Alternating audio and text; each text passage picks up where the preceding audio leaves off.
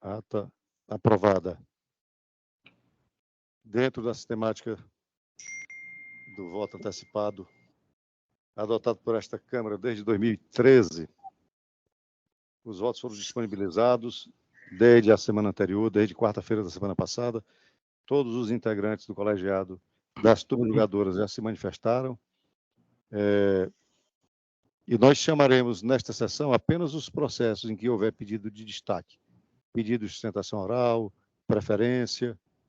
Os demais, nós iremos divulgar o resultado do julgamento logo após a sessão. Eu começo chamando o item 4. Então, nós chamaremos aqui apenas os que têm destaque, pedido de preferência, pedido de sustentação oral. Apelação civil 005-1767, dígito 38.2021. Apelante, Centro de Desenvolvimento do Trabalho Integrado ao Social, CDTIS. E apelado, município de Quixadá, da relatoria da esmagadora Joriza. A doutora Maria Erinalda Rufino Martins Maia está presente? Sim, excelência. Doutora Erinalda, a senhora dispensa a leitura do relatório? Sim, excelência. Então, a senhora tem 15 minutos para a sustentação oral. Boa tarde a todos e a todas.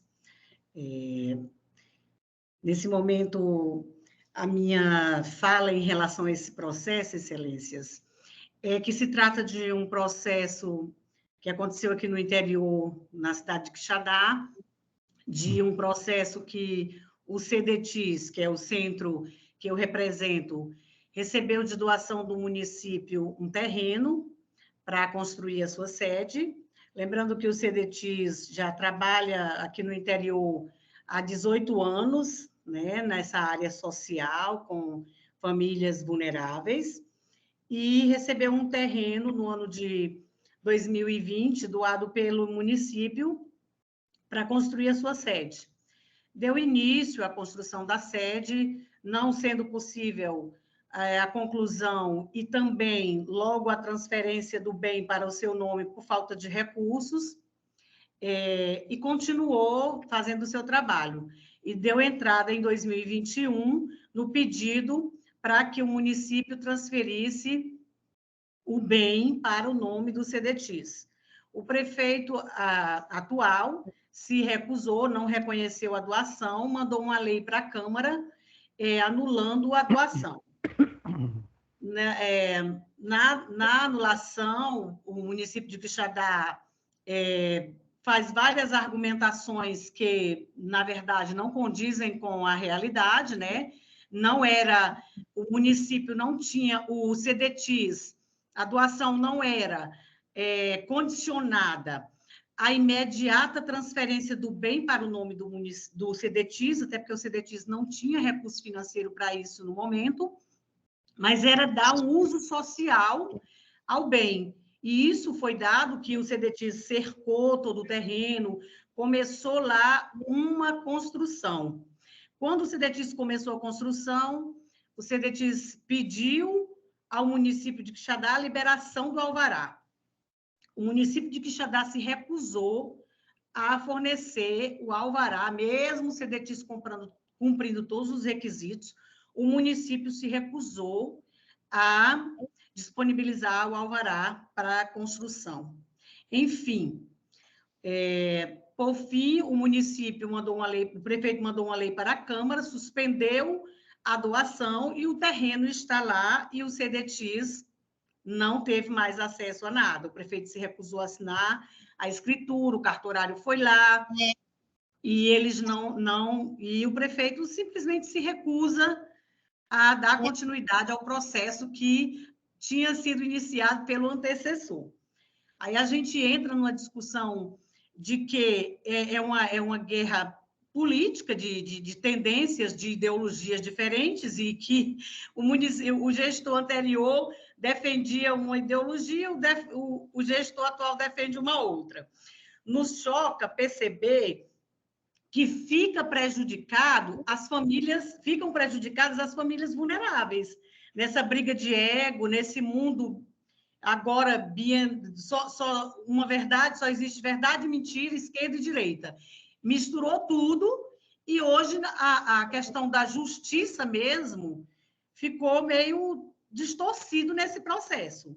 O Ministério Público fez uma manifestação dizendo que o Ministério Público aqui do município, o terreno, ele entendia que o processo havia sido feito de forma irregular porque não tinha havido licitação para a doação do terreno. Ora, excelências, o próprio Ministério Público recebeu um terreno de doação do município de Quixadá para construir a sua sede e nunca houve, na história de Quixadá, licitação para doação de terreno. Então, as alegativas, elas são totalmente confusas, sem lastro nenhum de legalidade as afirmações para que seja tomado um terreno que beneficiaria as famílias mais vulneráveis. Qualquer município que se preze gostaria de ter uma entidade do terceiro setor contribuindo no seu município para tentar diminuir as desigualdades sociais. Então, no momento que a defesa gostaria de recorrer é para o bom senso de Vossas Excelências. Em todos esses anos da existência do município de Quixadá, 145 anos, nunca aconteceu de um terreno ser doado e depois ele ser retomado. Nós conhecemos histórias horríveis de terrenos que foram invadidos aqui, o município nunca foi atrás, terrenos bons, em bairros bons, em localizações boas. A quem interessa retomar um terreno nos bairros mais violentos da cidade, periférico, justamente por isso o CDTIS queria construir sua sede lá, para contribuir com estas pessoas.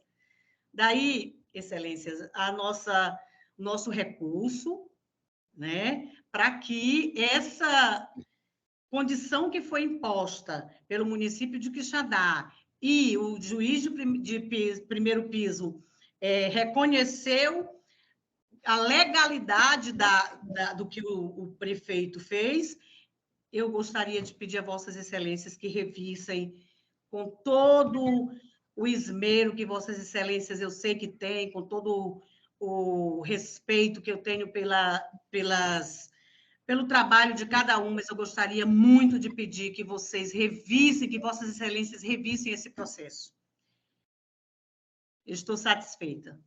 Obrigado, doutora Arnaldo. Desembargadora Jariza, Vossa Excelência quer fazer alguma consideração?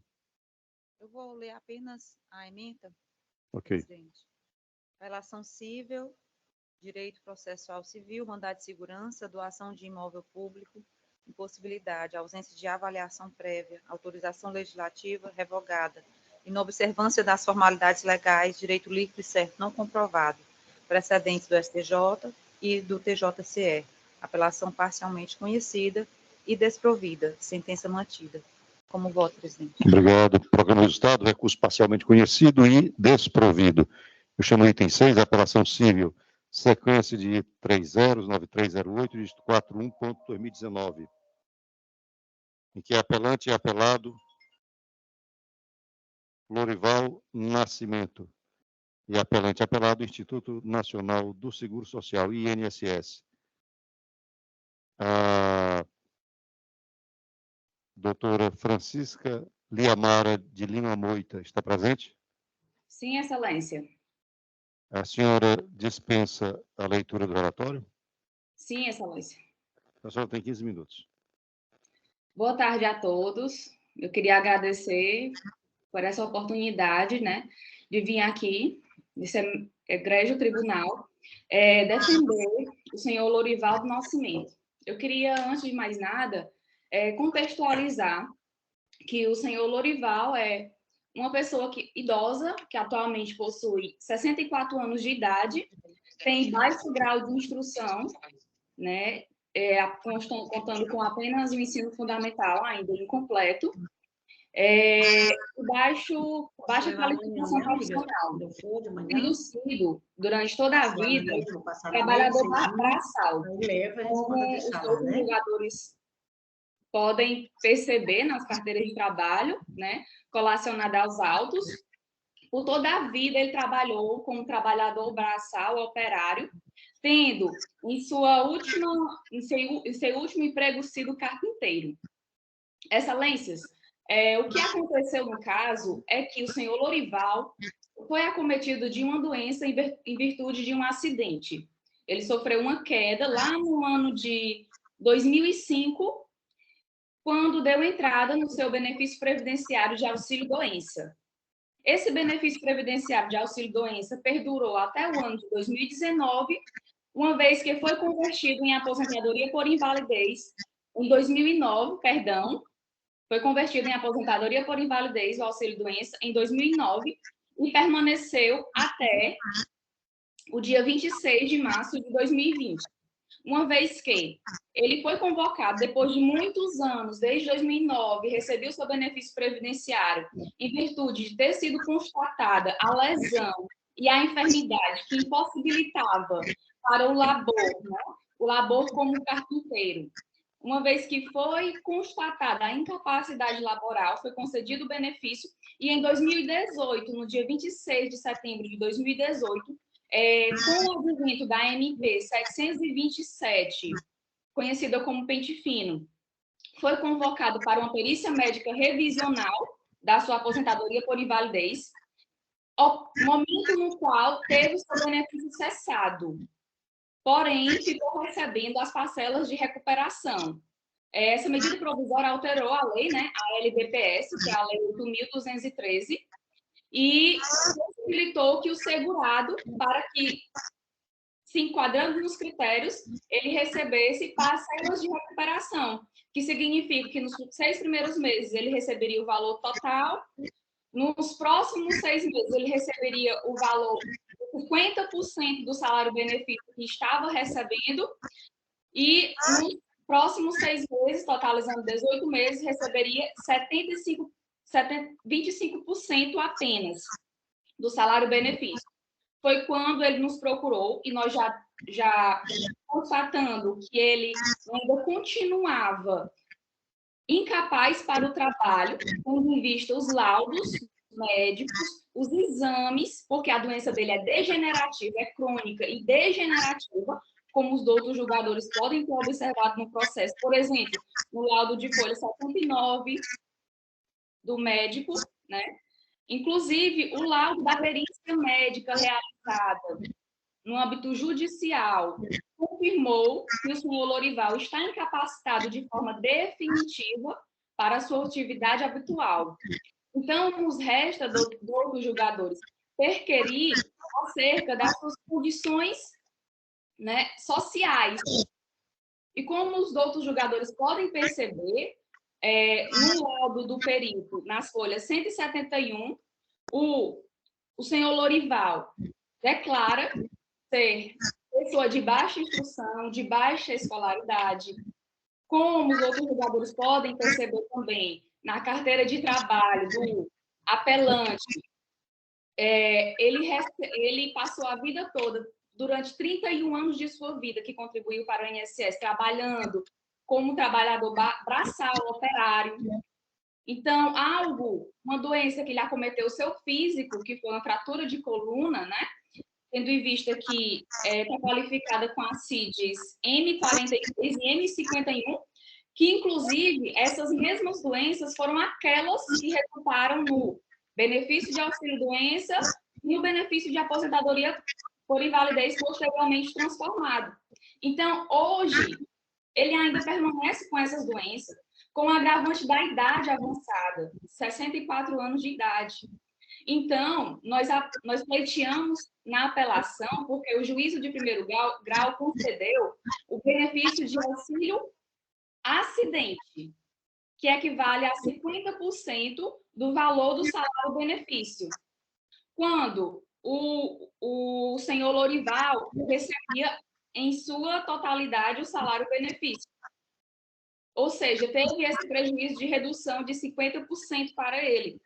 E é por essas razões que nós viemos aqui nesta tarde defender para que seja novamente restabelecida a aposentadoria por invalidez do senhor Lorival, haja vista que as razões que concederam essa aposentadoria lá no ano de 2019 permanecem com o agravante da idade, da baixa escolaridade. Então, inclusive a súmula 47 das turmas nacional de uniformização fala que, sendo verificada a incapacidade laboral para sua atividade habitual, está autorizado o juiz a analisar as condições pessoais e sociais do segurado para a concessão da aposentadoria por invalidez. Então, hoje, nós solicitamos a concessão, o restabelecimento, para ser mais precisa, o restabelecimento da aposentadoria por invalidez do senhor Lorival do Nascimento. Agradeço a minha oportunidade desta tarde. Obrigado, doutora Yamara. Desembargador Iracema, Vossa Excelência quer fazer alguma consideração? Vou programar, então, o resultado. Recursos conhecidos e desprovidos. Eu chamo o item 30, o agravo interno cível, 0634545, dígito 10.2020. Agravante, Arte Impec, Construções Limitada, ME. E agravado, município de Catunda, da relatora da desembargadora Iracema. Está presente o doutor Antônio Martins Ferreira. Sim, Excelência. Doutor Antônio Martins, o senhor dispensa a leitura do relatório? Dispensa, Excelência. Então, o senhor tem 15 minutos para a sustentação oral. Boa tarde a todos, agradeço pela oportunidade. Excelentíssimo desembargador, presidente Washington Luiz Bezerra Araújo, excelentíssima desembargadora relatora Maria Iracema Martins do Vale, demais eminentes desembargadores, componentes desta igreja, terceira Câmara de Direito Público, ilustríssimo representante do Ministério Público, serventuários da Justiça e caros colegas advogados aqui presentes, meus mais sinceros cumprimentos. O presente caso, Excelência, trata-se de agravo interno em agravo de instrumento advindo da comarca de Santa Quitéria, Ceará, onde, por sua vez, temos o processo original da ação da obrigação de fazer com reparação de dano e pedido de tutela de urgência. Consta da inicial que o município agravado, mediante a tomada de preço número 13/02-TP, celebrou com o agravante a construção da quadra coberta poliesportiva com vestuário do distrito de Paraíso, município de Catunda. Essa obra foi orçada em R$ 494.164,21 e paga com recursos do FNDE. Aduz ainda o município agravado que o CIMEC, que é o órgão de controle do Ministério da Educação, informou que foram encontradas restrições e inconformidades da obra com o projeto base. Então, diante disso, o município ajuizou a ação ordinária e o juiz de base, em decisão interlocutória, determinou o bloqueio do valor de R$ 494.164,21, ou seja, determinou o bloqueio do total do contrato. E, como consequência, o agravante teve todos os seus ativos financeiros bloqueados, no importe de R$ 240.287,73. Diante dessa grave situação, Excelências, foi interposto agravo de instrumento, no qual foi requerido a tutela de urgência para retificar a decisão do juízo primeiro, juiz de base, pois são imensuráveis os danos advindos desse bloqueio. Se não, vejamos. Ponto 1. Sendo agravante uma microempresa e optante do Simples Nacional, conforme folha 53/55, assim como da premente necessidade de recursos financeiros para dar continuidade às suas atividades empresariais, está tendo imensa dificuldade em cumprir com os compromissos firmados como folha de pagamento, pois ele tem 15 empregados, folha de 17 a 21, a 22, pagamento de fornecedores, impostos, além das demais despesas operacionais necessárias para a manutenção da empresa. O certo é que essa situação já está no limite, haja vista que esse aludido bloqueio perdura desde agosto do ano de 2020, ou seja, há quase 3 anos. Ponto 2. É que esse bloqueio se mostra desarrazoado e desproporcional, uma vez que a obra contratada foi construída, entregue e inaugurada. Vê-se as folhas 23 a 25, o relatório do CIMEC informa que a obra foi concluída com percentual de 98,78%. Vê-se também nesse relatório lindas fotos do ginásio, da obra construída. E, do mesmo modo, a obra foi entregue e inaugurada na data de 22 de junho de 2016, conforme os documentos de folhas 27, 28 e 34. Essa mesma senda, excelências, insta destacar o parecer ministerial, as folhas 72 a 79, o qual entende que a constrição do valor integral do contrato não se revela razoável e proporcional. Entende que o aludido bloqueio deve ser feito à ordem, com a razão de 10% do valor total da obra. Isso sim se mostra razoável e proporcional para garantir a conclusão ou indenização dos serviços faltantes. Temos ainda, excelências, que, mesmo instado a se manifestar, o município agravado não apresentou contra-razões, conforme certidão nas folhas 46. Posto isso, eméritos julgadores, manter o bloqueio dos ativos financeiros do agravante configura, sem sombra de qualquer dúvida, enriquecimento ilícito do município, pelas razões supraelencadas. Situação essa que a nossa justiça não pactua, nós sabemos disso. E, não obstante essas razões, o recurso de agravo de instrumento proposto foi indeferido pela eminente relatora, razão pela qual foi interposto o agravo interno. Logo, diante de tudo aqui exposto, excelências, é a presente sustentação oral para que essa egrégia terceira Câmara de Direito Público retifique a decisão de folhas 57 a 63, decisão interlocutória da eminente relatora, e conceda a tutela requerida, determinando o desbloqueio dos ativos financeiros do agravante junto ao Banco Bradesco.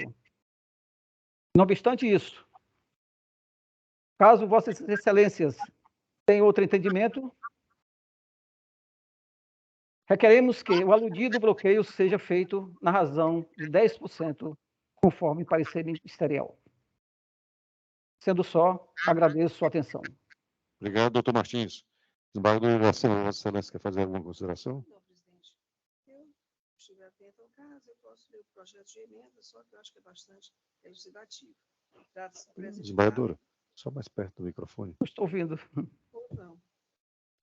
Presente caso de agravo de instrumento, adversando decisão interlocutória proferida pelo magistrado de primeiro grau, que no curso de ação ordinária, o processo 0050.555, 86.2020.806.0160, determinou o bloqueio de ativos financeiros da empresa Artimpec, Construção Limitada Microempresa, para a garantia de supostos danos causados ao município de Catunda, em virtude de falhas na execução de contrato administrativo que ele tinha por finalidade a construção de uma quadra coberta poliesportiva. Ora, há realmente forte indício nessa fase inicial de que a obra não foi totalmente concluída dentro das condições previamente estabelecidas pelo FNDE, e que é de per si constitui motivo bastante para o deferimento de provimento liminar de natureza cautelar pelo Poder Judiciário, visando assegurar o resultado útil do processo. Artigo 301, caput, de fato, não só o fumus boni iuris, mas também o periculum in mora, se faz bem evidente aqui, considerando que a demora na obtenção da tutela requerida em juízo certamente poderia dificultar a futura reparação do erário. Ocorre que, apesar da conclusão de boa parte da obra pela empresa Artipec Construções Limitada, o bloqueio de seus ativos financeiros teve por base o valor total do contrato administrativo, firmado com o município de Catunda, configurado um indevido excesso de garantia em concreto. Com efeito, para que extrai da documentação acostada aos autos, 40% desse quanto já se mostra mais do que suficiente para eventual e futuro ressarcimento dos cofres públicos em caso de procedência da ação ordinária. Eu dei parcial provimento e deixando 40% bloqueado. Doutor Martins, o senhor ouviu a desembargadora Iracema? Quando leu a proposta de emenda, não foi do agravo interno, mas já do agravo de instrumento, que também foi julgado. Então, eu vou chamar só bem o agravo de instrumento e vou proclamar o estado dos dois, ok? Que é o do dia 29. O primeiro, o agravo interno civil, recurso não conhecido. E o agravo de instrumento, de número 0634545, dígito 10.2020, com as mesmas partes, recurso conhecido e parcialmente provido. Então, ficou o bloqueio de apenas 40%. Eu chamo o item 66. O agravo de instrumento 0632513, dígito 61.2022, em que agravante Ailton José Melo Mesquita e agravado o município de Sobral, da relatoria da desembargadora Iracema. O advogado Osés de Souza Rodrigues Filho está presente? Sim, Excelência. Doutor Osés, o senhor dispensa a leitura do relatório? Sim, Excelência. Então, o senhor tem 15 minutos. Obrigado, Excelência. Cumprimento a todos os desembargadores que integram a terceira Câmara de Direito Público do Tribunal de Justiça do Estado do Ceará. Trata-se de agravo de instrumento protocolado contra a decisão proferida pelo juiz da primeira vara, da primeira vara civil da comarca de Sobral. E, Excelência, esse agravo de instrumento, ele se refere a um fato ocorrido no dia 27 de outubro de 2018. O agravante, ele era guarda civil municipal na cidade de Sobral, e ele se envolveu em uma ocorrência, né? Uns menores estavam pichando um prédio lá do município de Sobral, e o vigia fez, né, a abordagem desses menores. E aí a Guarda Municipal foi solicitada para dar apoio, né, a essa ocorrência em que o vigia havia ali contido um menor que estava pichando um prédio público, e nesse momento, ao fazer a condução desse menor para a delegacia, chegaram outros indivíduos tentando tomar o menor, né, que estava sendo conduzido dos guardas municipais, e naquele momento se iniciou ali um empurra-empurra, certo? E em razão desse empurra-empurra, se originou esse procedimento administrativo disciplinar. E aqui, Excelências, é importante destacar o seguinte: existiu um primeiro procedimento administrativo disciplinar que foi instaurado de número 003 de 2019, e esse procedimento administrativo disciplinar, ao final, ele entendeu pela demissão do guarda municipal, no caso do agravante, e pela suspensão dos outros guardas municipais que também estavam envolvidos nessa ocorrência. Então, o procedimento, inicialmente, ele foi instaurado contra 7 guardas municipais, dentre os quais 3 foram absolvidos, 3 foram aplicados a suspensão por 30 dias, e um que teria sido, que foi, na verdade, demitido. E aí eu ingressei com a ação, judicializei esse primeiro procedimento administrativo disciplinar, e o juiz da terceira vara civil da comarca de Sobral anulou esse PAD que foi instaurado em 2019.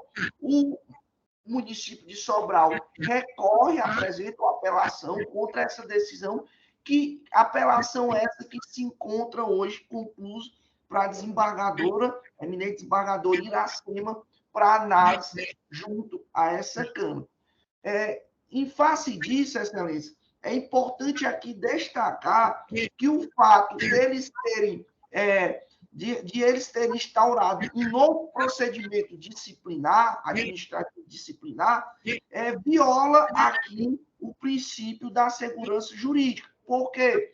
Porque o município ele recorreu da primeira decisão que anulou esse procedimento administrativo disciplinar e essa decisão, esse recurso que foi apresentado pelo município de Sobral encontra-se pendente de análise de julgamento por esse egrégio Tribunal de Justiça. Eles sequer esperaram esse recurso ser julgado. Já foram instaurando um novo procedimento administrativo disciplinar, uma espécie de bis e idem administrativo. O segundo ponto, Excelência, trazido ao longo do agravo do instrumento é a ausência de motivação do ato administrativo. A comissão que apurou o fato, ela entendeu, certo? Que seria aplicável ali a pena de suspensão. Essa foi a sugestão da comissão que apurou todo o fato, que fez a instrução desse procedimento, e, ao final, eles reconheceram de aplicar, como sugestão, a pena de suspensão por 30 dias. E o prefeito de Sobral entendeu aplicar a demissão em um despacho de uma folha, na verdade, de 2 parágrafos, sem demonstrar por que discordava da comissão, no sentido da sugestão que ela trazia de suspensão, e sem aplicar qualquer fundamento legal ou um fundamento concreto para que justificasse esse ato de demissão. E nessa decisão proferida pelo prefeito de Sobral, a gente apresenta o terceiro argumento que é objeto desse agravo de instrumento, que está relacionado à teoria dos motivos determinantes. Por quê? Porque o fundamento utilizado pelo prefeito de Sobral para justificar a demissão desse guarda civil é o artigo 149, inciso 2, da Lei Municipal de número 038 de 1992. E o que é que diz o artigo 149, inciso 2? Qual é o fundamento legal para se demitir um funcionário público?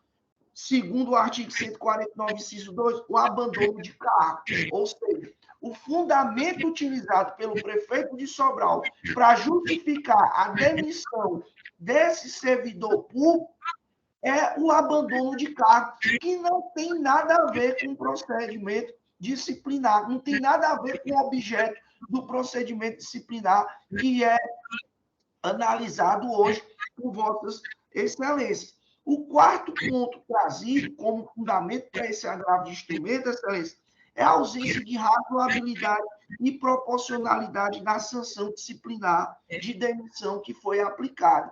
Um empurrão, excelência, ser capaz de provocar a demissão de um servidor público que está há mais de 20 anos trabalhando como guarda municipal, isso é totalmente desproporcional e desrazoável. Tanto é que a comissão processante entendeu e sugeriu como aplicação de punição disciplinar a suspensão por 30 dias. E o último ponto que é trazido dentro desse agravo é o cerceamento, né, provocado ao longo do procedimento disciplinar e que foram indeferidas vários requerimentos formulados pela defesa, dentre elas perícias que foram solicitadas e a comissão sequer apreciou esses pleitos. O agravo de instrumento, como bem vossas excelências sabem, é no sentido o que se restringe a quê? Se restringe à suspensão desse procedimento administrativo disciplinar de número 001/2021, que foi instaurado, que está o que está se requerendo é a suspensão desse PAD e do ato de demissão do agravante, que está na decisão 519/2022. E também a imediata reintegração desse servidor, excelência. Estamos falando de um profissional que nunca teve qualquer ato que desabonasse a sua conduta ao longo de mais de 20 anos de carreira e que hoje está sendo demitido por conta de um empurrão, né? Por conta de um empurrão em uma situação em que não havia o que ser feito naquele momento. Eles estavam conduzindo um indivíduo que estava praticando um crime, chegaram outros indivíduos querendo impedir a ação da Guarda Municipal, oportunidade em que eles tiveram que empurrar e utilizar da força para evitar um problema até de natureza maior. E ele está hoje demitido de um cargo em que ele tem mais de 20 anos, tinha mais de 20 anos como guarda municipal, ele está hoje demitido por conta de um empurrão, excelência. Essa é a realidade. E o segundo ponto da necessidade dessa reintegração, excelência, é o fato da natureza alimentar, dos vencimentos dele. Hoje ele está sem receber os seus vencimentos, ele está sem poder prover o sustento da sua família. E aqui há de se registrar que não há nenhum problema nessa decisão, excelência, que diz respeito à reintegração desse servidor. Por quê? Porque em momento algum, durante os 2 procedimentos administrativos disciplinares que ele respondeu, em momento algum houve que se falar em afastamento cautelar da atividade que ele exercia. Então, o retorno dele para a Guarda Municipal de Sobral não trará nenhum prejuízo para a administração pública, já que se naquela época tivesse algum prejuízo, ele teria sido afastado cautelarmente e não foi afastado cautelarmente. Diante do exposto, excelência, o agravante vem requerer, né, o conhecimento e o provimento desse agravo de instrumento para suspender o PAD de número 001/2021 e o ato de demissão do agravante, bem como a imediata reintegração aos quadros da Guarda Civil Municipal de Sobral. Caso Vossas Excelências não entendam em conceder, né, em maior extensão aquilo no que está sendo requerido, que é a suspensão do PAD, que pelo menos em uma menor extensão conceda no sentido de determinar a reintegração aos quadros da Guarda Civil Municipal de Sobral, pelo menos enquanto tramita o processo lá de primeiro grau e também o recurso que está pendente de julgamento com a eminente desembargadora Iracema. É o que se requer, excelência. Obrigado. Embargadora Iracema, Vossa Excelência quer fazer alguma consideração? Pois não, presidente. Eu mantenho meu voto, mas eu vou ler para ficar melhor. Trata-se de agravo de instrumento, com pedido de antecipação dos efeitos da tutela recursal, interposto contra a decisão proferida pelo juízo da primeira vara civil da comarca de Sobral, quem deferiu o pedido de urgência requerido no exordial, concernente na suspensão da decisão de aplicação da pena de demissão após a conclusão do processo administrativo disciplinar. O agravante alegou que a instauração de um segundo PAD estaria eivada de nulidade, bem como que teria havido cerceamento de defesa e erro de capitulação. É sabido que, havendo indícios de ilegalidade em seus atos, cabe à administração exercer seu poder-dever de autotutela com fundamento nas súmulas 346 e 473 do Supremo Tribunal Federal. De uma análise perfunctória própria deste momento processual, extrai-se que o PAD, contra o qual se insurge o agravante, observou a obrigatoriedade de conferir ao servidor o direito à ampla defesa e à fundamentação das decisões administrativas, além de individualizar as condutas imputadas à hora recorrente. O equívoco apontado pelo recorrente, referente à indicação incorreta da capitulação no ato de demissão, não é mais que erro material, sendo insuficiente para invalidar o processo, como pretende o agravante, especialmente considerando-se que a defesa do investigado é contra os fatos a ele imputados, e não em face da capitulação legal, precedência do STJ. Assim, por não vislumbrar, ao menos neste momento, vício possível de macular o PAD em exame, não existe motivo para a reforma da decisão interlocutória vergastada. Portanto, a ausência de requisitos do artigo 300 do CPC, o não provimento do recurso, consequente confirmação da decisão de primeiro grau, é medida que se impõe. Agravo conhecido e desprovido. Obrigado. Interlocutória mantida. Obrigado, desembargadora. Vou programar o resultado. Recurso conhecido e desprovido. Eu chamo o item 7.2, apelação civil, sequência de 3 zeros, 8525, distrito 27.2016, em que apelante Emílio de Oliveira Silva e apelado município de Ubajara. O doutor Wilton Amaro Lima está presente? Doutor Wilton.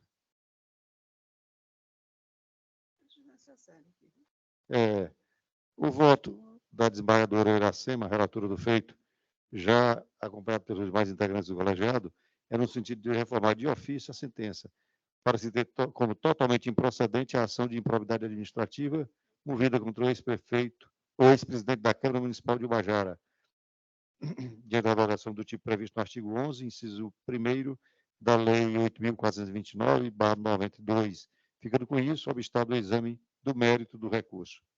Então, eu acho que dispensa. Perfeito, excelência. Então, boa tarde a todos, agradeço a atenção. Esse é o resultado proclamado. Sentença reformada de ofício para ter como totalmente improcedente a ação de improbidade administrativa. Eu chamo o item 1, 2, 3, apelação civil 0020483 distrito 97.2009. Apelante Sérgio Silveira Melo. Está aí mesmo? Está adiado. Esse está adiado. Então, vamos lá. Processo adiado. O item 1, 2, 3, apelação civil 0020483 distrito 97.2009. Processos do PJE. Eu chamo o item 22. Apelação, remessa necessária 014-3362 de 54.2019, em que apelante Lojas Americanas, S.A., e apelado Estado do Ceará. É da minha...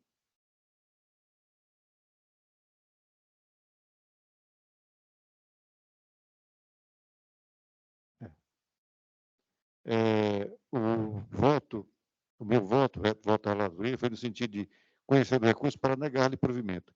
Houve divergência, a desembargadora Joriza votou no sentido de dar parcial provimento ao apelo. Então, vamos para adiar o julgamento e vamos retomar com o quórum ampliado na sessão do dia 22 de maio. Presidente, eu vou aproveitar para informar que próxima segunda-feira, eu estou entrando com o CPA pedindo sexta e segunda. Eu não virei a sessão, mas na outra já estarei presente. Ok. Boa tarde, excelência.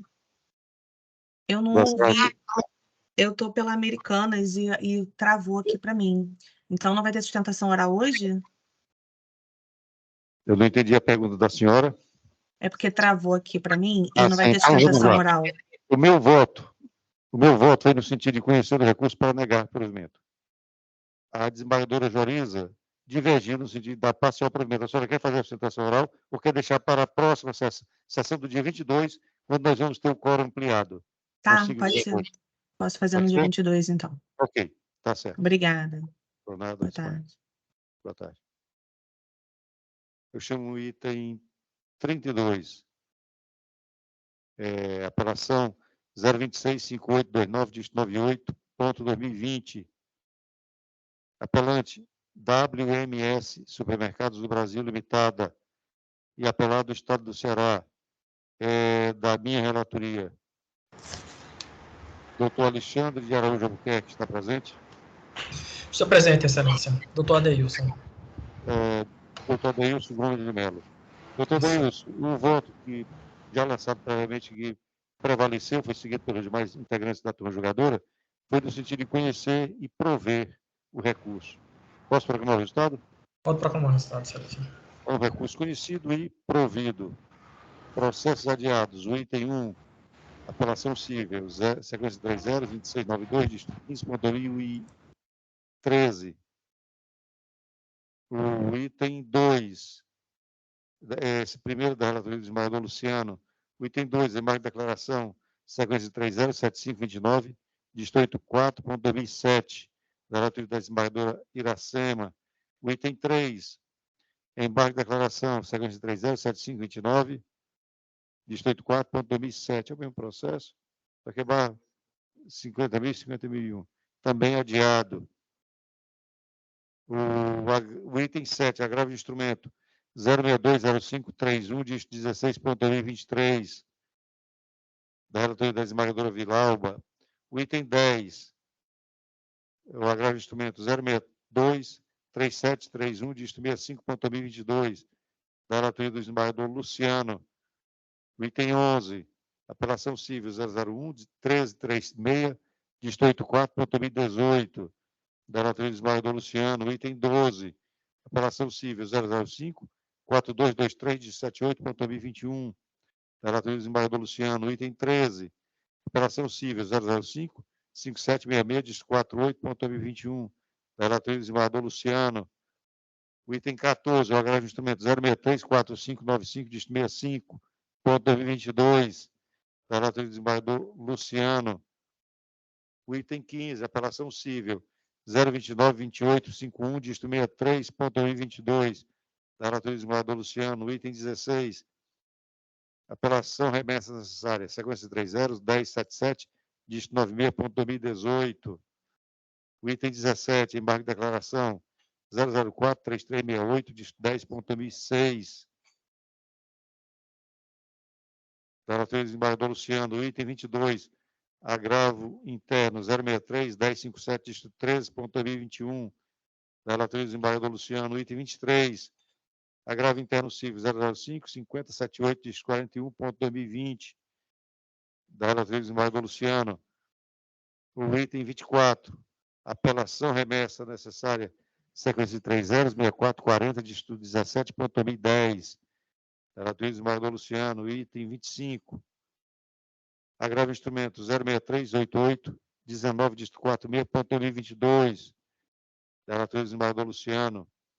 O 26, embargo de declaração 004 1497, dígito 08.2007, da relatoria do desembargador Luciano. O item 27, embargo de declaração civil 06377 60, dígito 57.2021, da relatoria do desembargador Luciano. O item 28, embargo de declaração 016 17 38, dígito 93.2016, relatoria do desembargador Luciano. O item 29, mandado de segurança 024 5262, dígito 46.2020, da relatoria do desembargador Luciano. O item 31,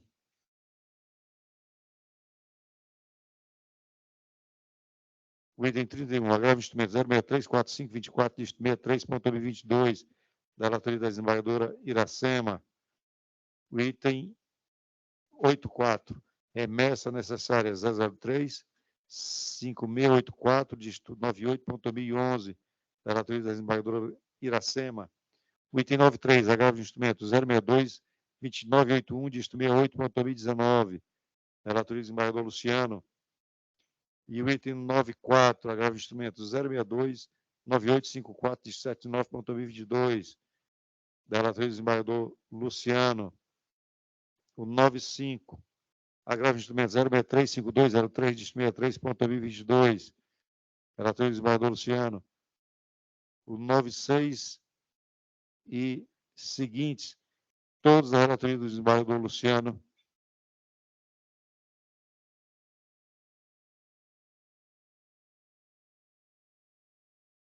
Exceto o 129. Então, vamos lá. Do 96 ao penúltimo, o agravo de instrumento 0635740, dígito 59.22. O 97, agravo de instrumento 0638479, dígito 05.2022. O 98, agravo de instrumento 0639802, dígito 45.2022. O item 99, agravo de instrumento 062 0628, dígito 16.2023. O item 100, apelação remessa necessária 005, 1120, dígito 89.2021. O 101, apelação remessa necessária, sequência de 304843, dígito 80.2017. O item 102, apelação cível 0032181, dígito 29.2011. O 103, apelação cível, sequência de 3 zeros, 2050, dígito 04.2017. O item 104, apelação cível 0186594, dígito 19.2019. O item 105, apelação cível 020 0084, dígito 13.2022. O item 126, apelação cível, sequência de 4 zeros, 159, dígito 08.2018. O item 107, embargos de declaração 0050134, dígito 71.2021. O item 108, embargo de declaração 0166685, dígito 88.2019. O item 109, mandato de segurança 0622627, dígito 04.2023. O 110, remessa necessária, sequência de 3 zeros, 4137, dígito 02.2019. Todos da relatoria do desembargador Luciano. E o 129, apelação cível 0461352, dígito 40.2019, da relatoria da desembargadora Joriza, adiados. E temos também os adiados do PJE, da relatoria do desembargador Luciano, o 11, o item 11, 0104087, dígito 27.2015, é uma apelação. O item 12, 0200386, dígito 21.2022, também apelação. O item 13, 0050894, dígito 52.2021, apelação e remessa.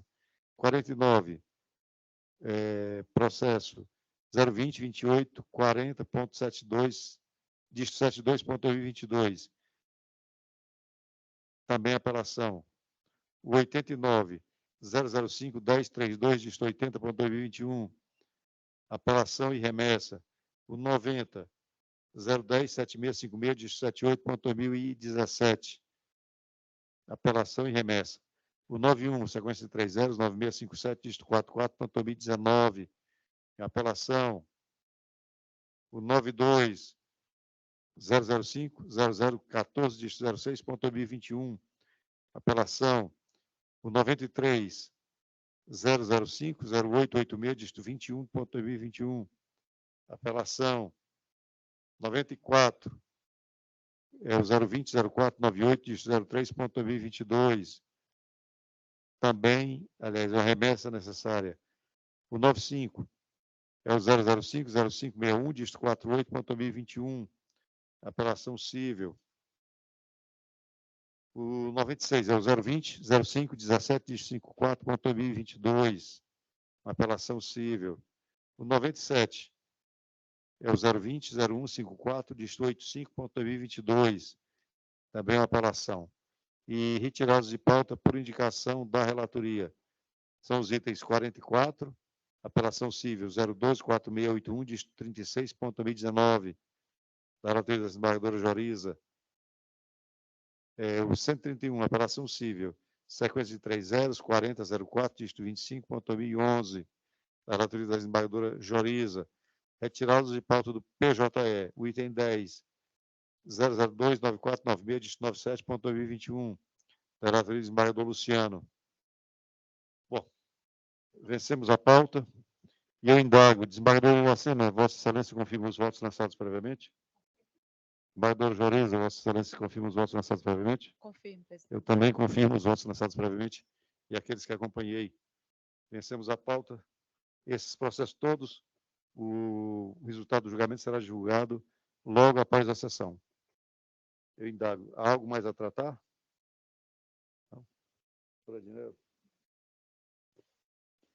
Bom, nada mais havendo a tratar, declaro encerrada a sessão.